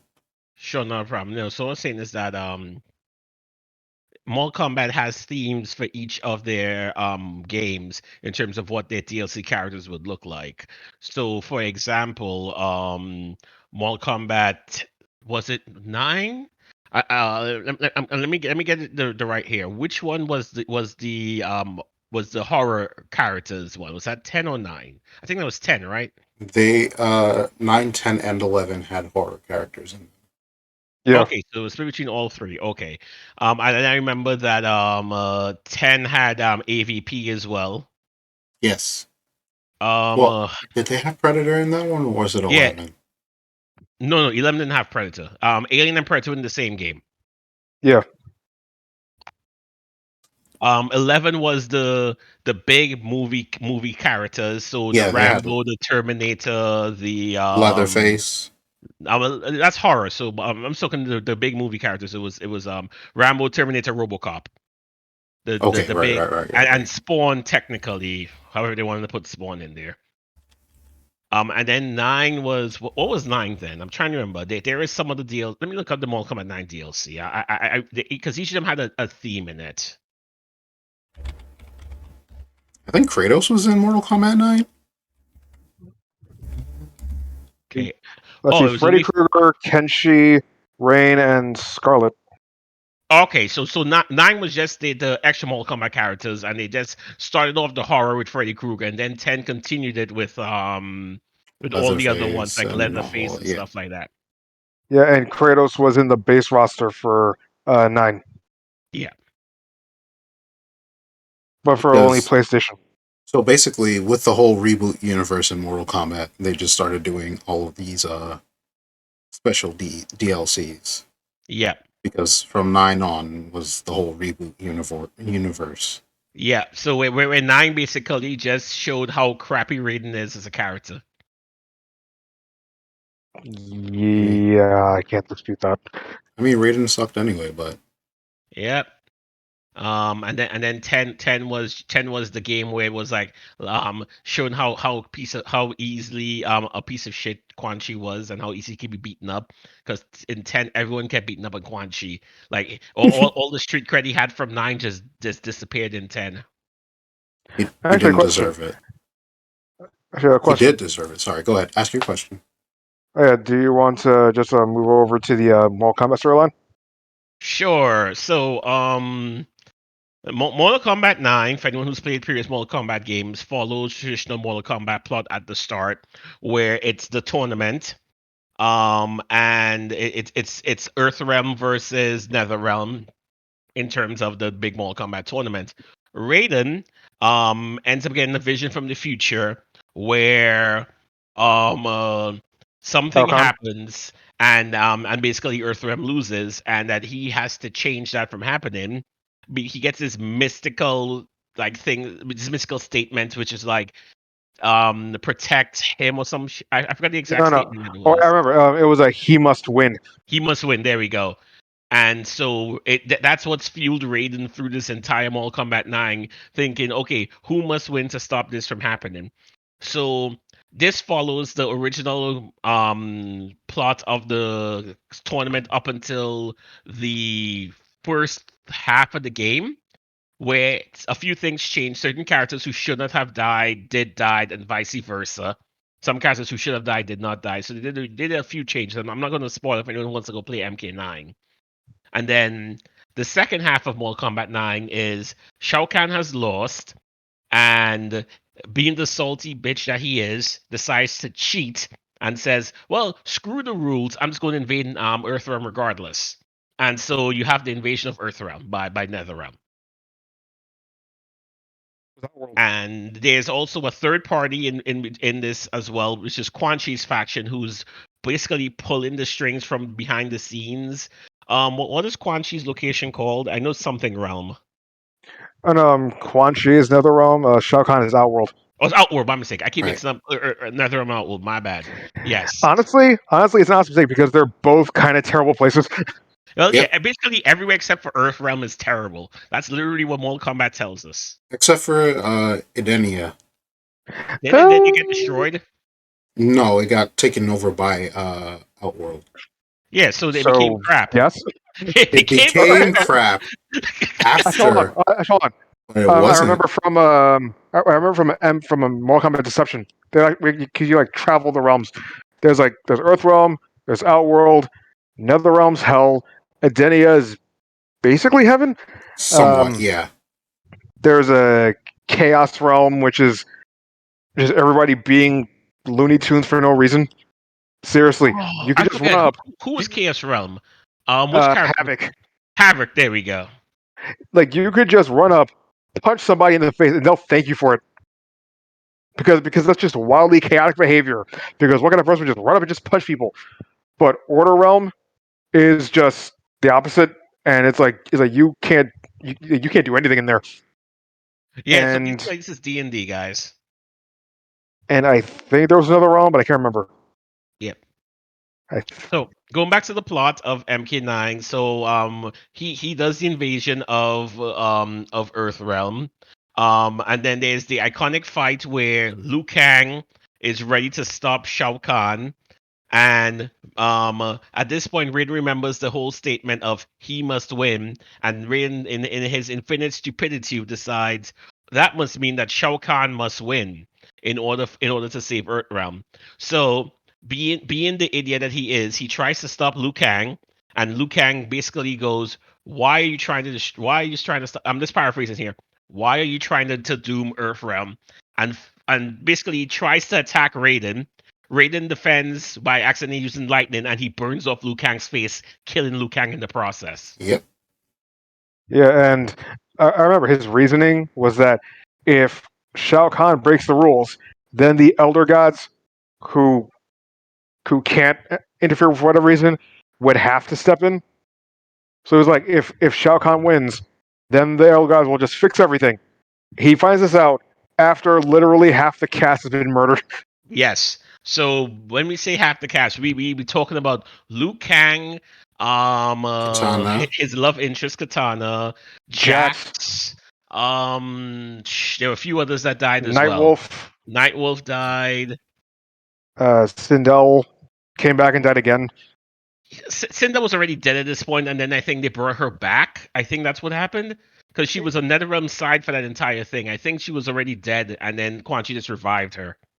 Yes, and like there were a lot of people, but it was a whole scene where you see Sindel just kill everybody. Yeah. Like it's like, oh snap, Mortal Kombat. People die in this game. So Mortal Kombat 9 basically did the biggest retcons by killing off the protagonist's girlfriend, the black guy, the the Native American. A cop, some cyborgs. Oh, Like no, no, no. Nobody really cares about the cop though. Actually, no. The cop didn't die. What's his name? Stryker's friend gets captured, and then he's right. brainwashed into thinking Wait. that What was his name?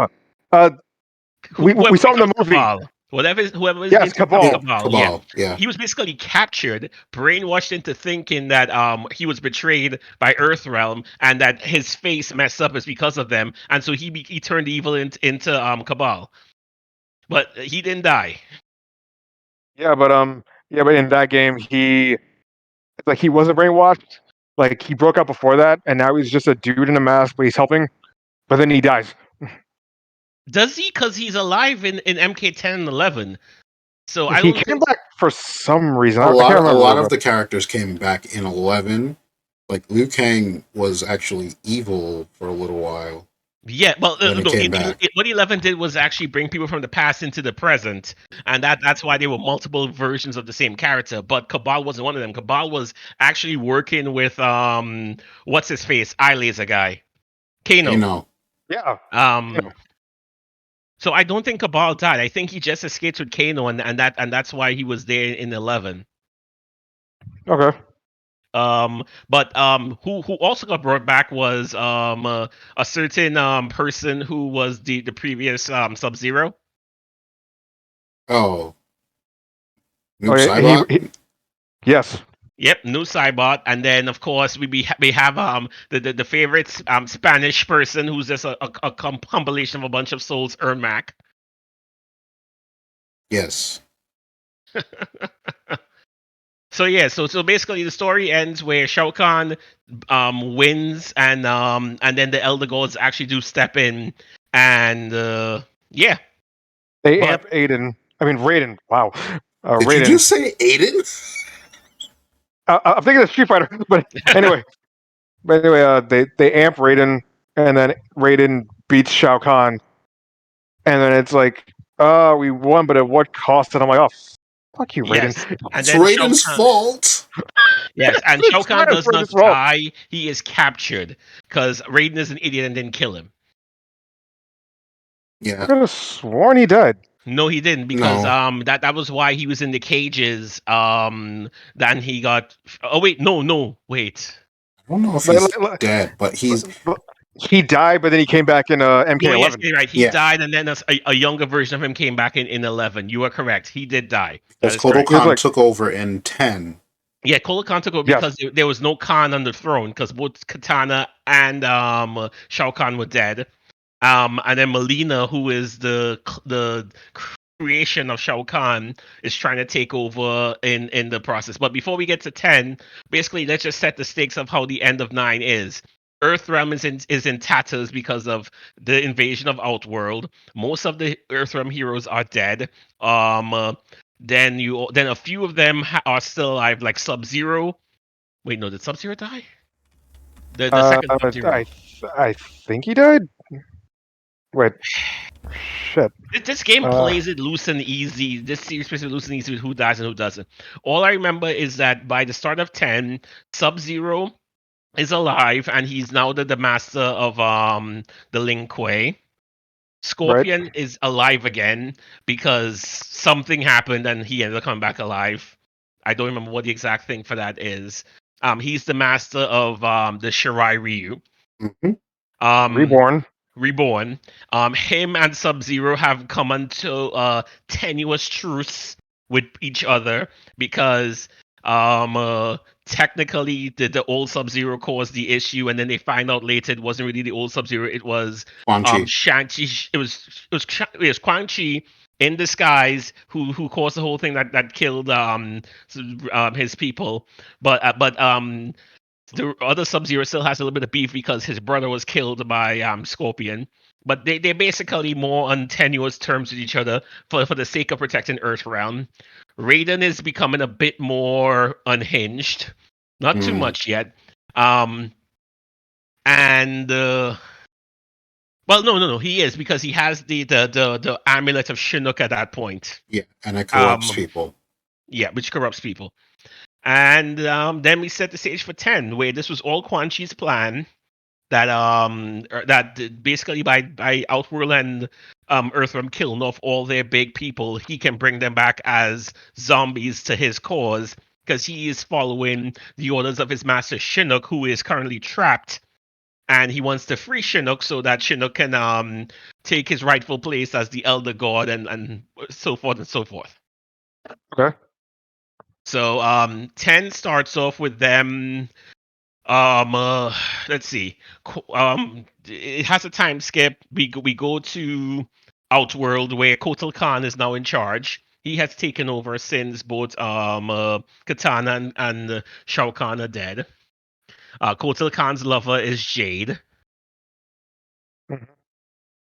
and we have a few fun times with this. I'll pass on 10 to you, King, to give a bit more details on 10. Hang on. Shit, what happened to 10? I Okay, got it. I it's got it. fine.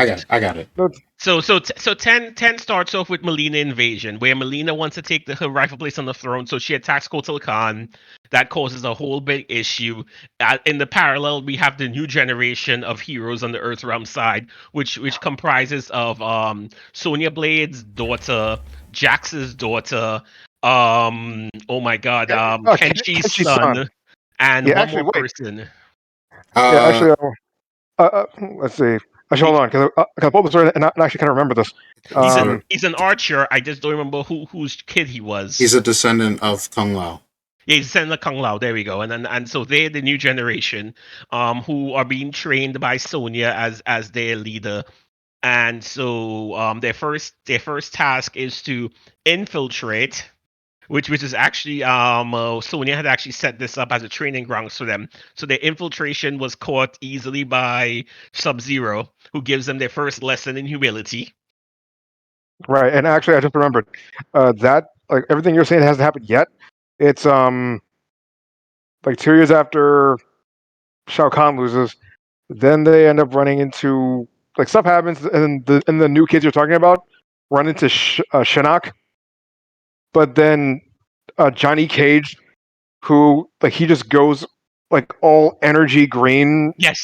Force worship, That's and correct. he Before the new kids show up, though, I think. Yes, before the new kids. Yes, yes, because Johnny before. Cage is actually found out to have the powers to defeat elder gods with his green energy. That's what his green energy Yeah. is.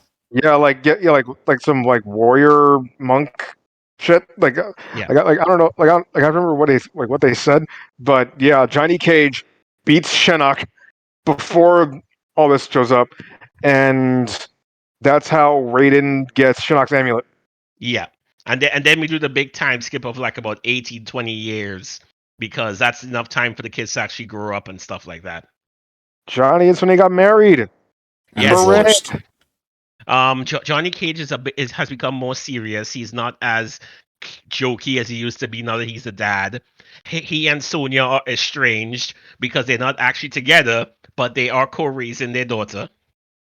Yeah, because Um, like Sonya wasn't jokey before, but the time skip, oh boy, she's like, She becomes such a hard butt. yeah, yes. Well, to be fair, she has become the leader of to take over since Jax, who was previously her leader, retired after coming back from the dead. yeah. Like literally, Jax was so scarred from what he did as being a revenant that he just straight up retired, and it took a certain woman that he met in order to heal. And so that's why his daughter follows in his footsteps to become part of the military. Literally, Mortal Kombat, the reboot is just being Jax's suffering. That's literally what the Mortal Kombat. Yeah, seriously, holy crap, dude. Yep. Yeah, it's like I remember what happened to his arms in the old series. It From the got. new one, I think it got they got destroyed. ripped off. Yeah, Ripped it off got by ripped Irvin. off. Yep. Apparently earlier than they were supposed to be, Yeah, thanks to Raiden. if I recall correctly, that's how he died, wasn't it? His arms were ripped off. No, he didn't die. Like he just got metal arms. Mm. We didn't get the chance to use them because like I think like a little while after that, that's when Sindel shows up and kills them all, Yes, including him. which sets the stakes for how powerful Sindel is. Well, yeah. Until Nightwolf goes all super explosive wave and just Kills them both. yeah. Yep, that's what he does. He's like he went like nuke, boom, took him and Sindel out. Yep. Yeah, and again, all these people got resurrected as revenants for Quan Chi's army, basically, and now they all have a bone to pick with Earthrealm because Raiden led to their deaths. That's literally the charge that Liu Kang is like. Raiden did this to us. He's the reason why we are all dead. We blame Earthrealm. Blah blah blah blah. Yeah. Super fair, of course. Of course, of course. So, going back to the future now, we back in Outworld. We have the little civil war going on. The Cassie Cage and pals are sent on their first real mission to go and investigate what's going on in Outworld because they've lost contact with Kotal Khan. Since he's being tenuous at best to working with them. And then they end up getting pulled into the machinations of Melina attacking and this whole war. 1 second, sorry. Mhm.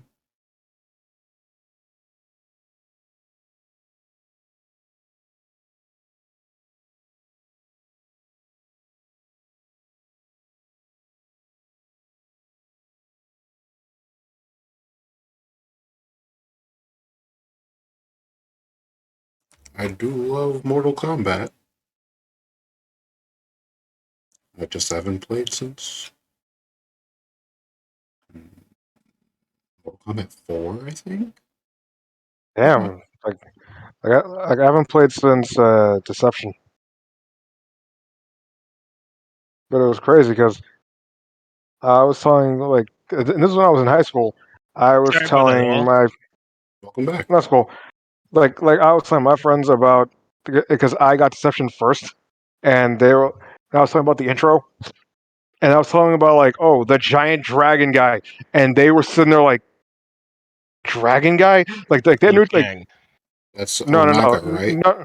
no Onaga, the Dragon King, and they had no idea, but I'm sitting there like, no, it's like, how do you know the dragon guy? Again, I had they were talking about how this dude was like an ancient whoever, but I had no idea that this is this is his first appearance. So yeah, and Drakon, you what was the last Mortal Kombat you played?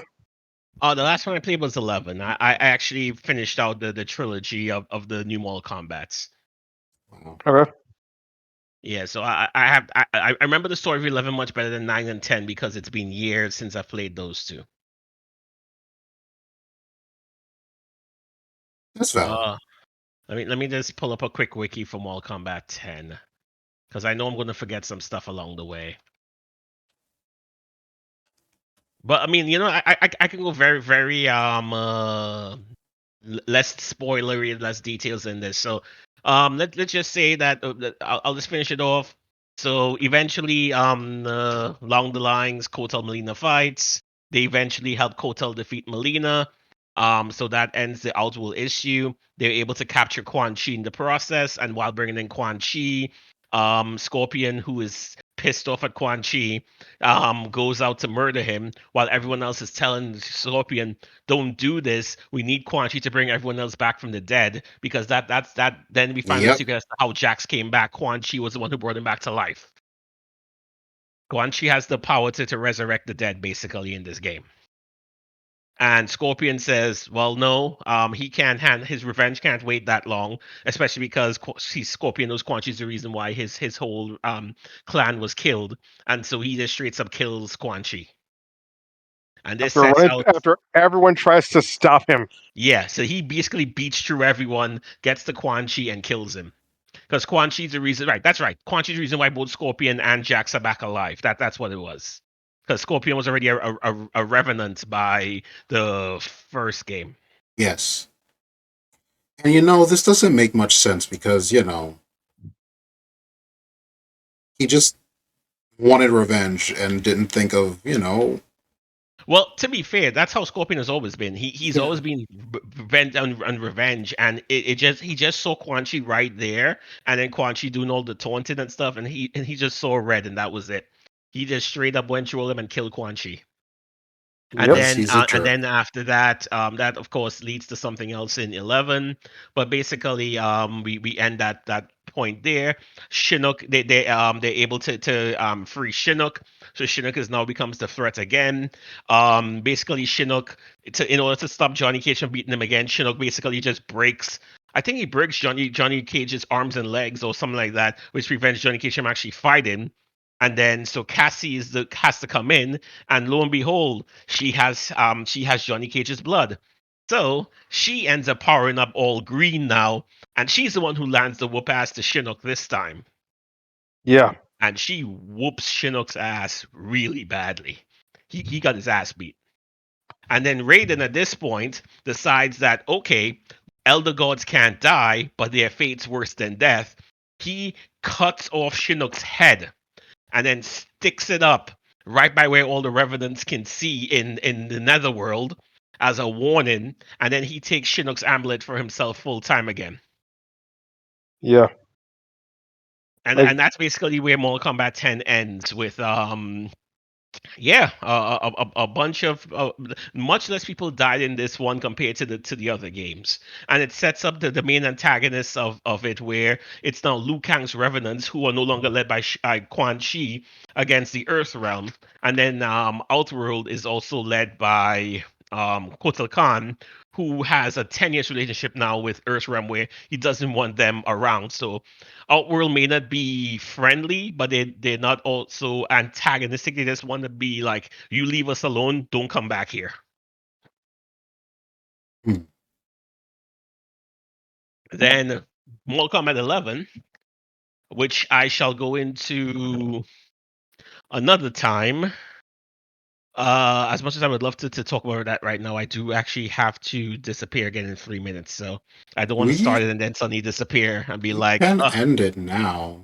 It has been 2 hours. Yeah, it's it's been fine. I about mean, 2 hours. but definitely 11 is the most packed, and I would say 11 is probably the biggest kind of love letter to the fans, because it also brings back Shanti Shung in the DLC story.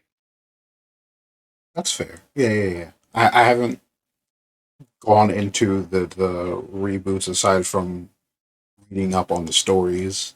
Yeah, so Aside 11 I from will the definitely newest. do a bit more in depth in, just because 11 has a lot of story to deal with, plus time travel plots and things like that. And then there is the main 11 story, and then there is the DLC story which came after, which also has its own depth as well. Okay. We can do that in another episode then. Okay. Yeah. So let me thank everybody for stopping in and listening to us talk about video games, mostly King Crazy. Yes, King, thank you so much for the breakdown of Tekken. I can honestly say I did not play Tekken enough to really get the plot, and it's very interesting to understand the plot across the whole Mashima generations. Yes, all four Yeah. of them. Yeah. Like just to make it real simple, it's like Fast and Furious, but reversed. Like not family. Slow and happy. It's like it's like on the scale of family, Dominic Toretto and Hashimoto are on completely opposite ends. Hachi's like, family, no thanks. But he's like, Dominic Toretto's like, family, pedal to the metal. Yep. Anyway, I do have to drop off, so I shall talk again later. Yes. Thank you, Dracon. Thank you, King Crazy, for both of your tremendous knowledge on these two fighting games. And we will be back in 2-ish weeks to talk Yes. about something. We'll let you know on the Discord. It will be the saga of Sonny's jelly bean consumption. He shall tell us what all the beans he've eaten. Christ. All right. Let me do a quick raid and we're just gonna go. Appreciate all of y'all. Thank you, Worst, for the resub.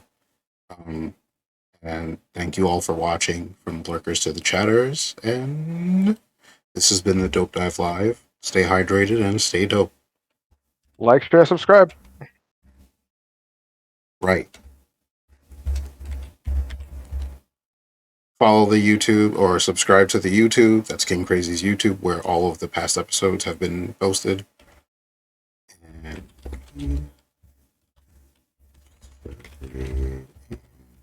raid.